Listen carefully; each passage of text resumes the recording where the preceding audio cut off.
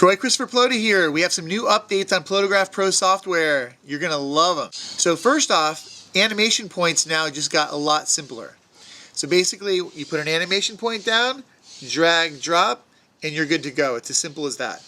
The next one is a feather tool.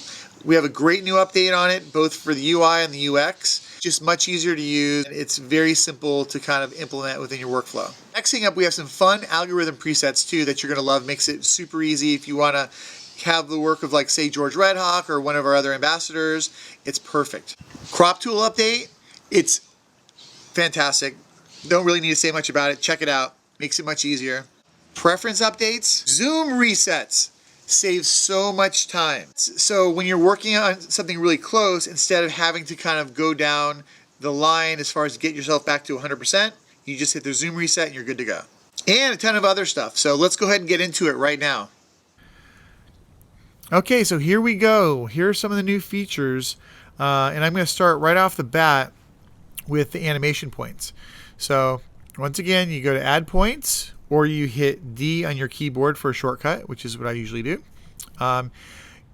Right here off to the side, if you can see this here, I'm going to put a point down, I'm going to drag and let go, and it's as simple as that.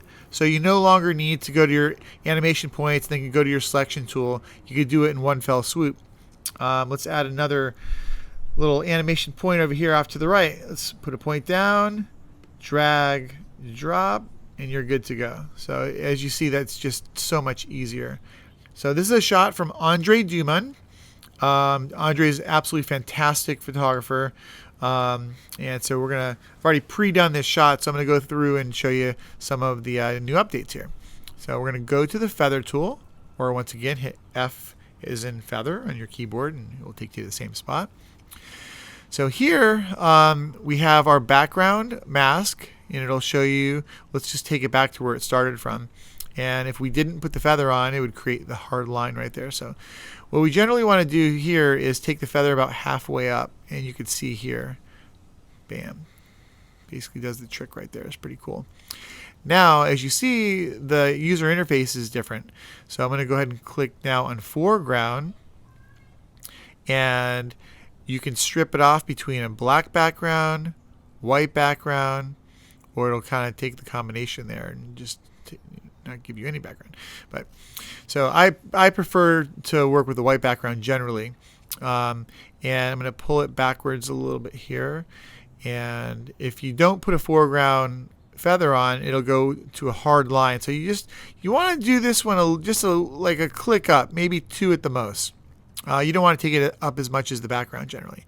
But so that's the new feather user interface, which is fantastic. Okay. All right, so let's check out the crop tool.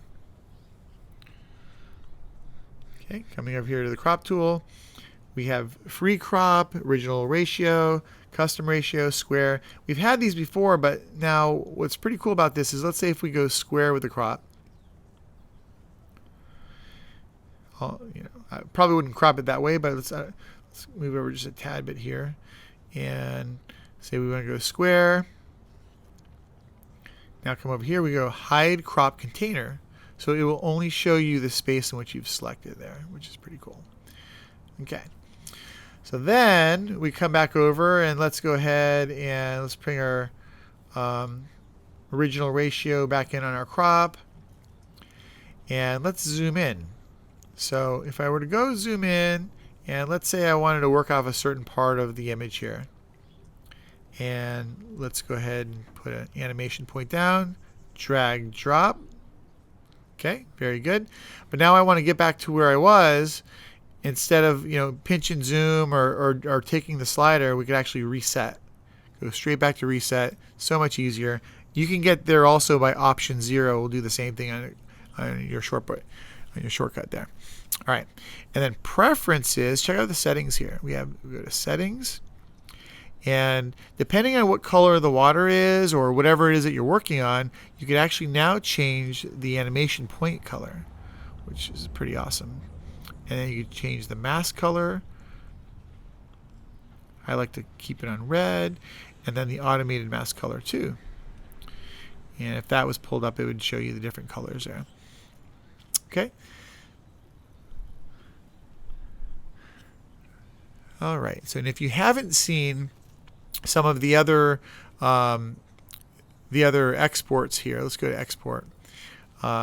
We have the animation loop count. It now gives you the amount of seconds, so that way you don't have to count it up in your head, or sometimes you'll forget about how fast your animation is, but that really comes in handy there. Okay. And once again, anywhere from an MP4, .mov, JPEG sequence, PNG, or GIF.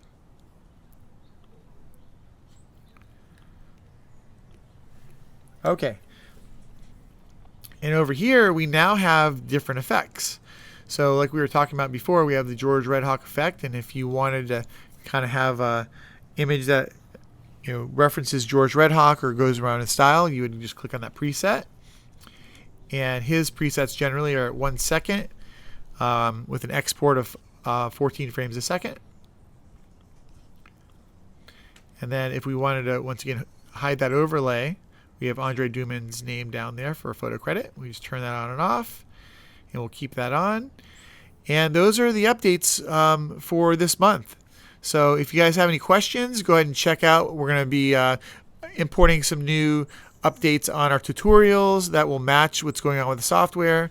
And we're going to keep updating those pretty frequently now. So that's it for now. Thanks.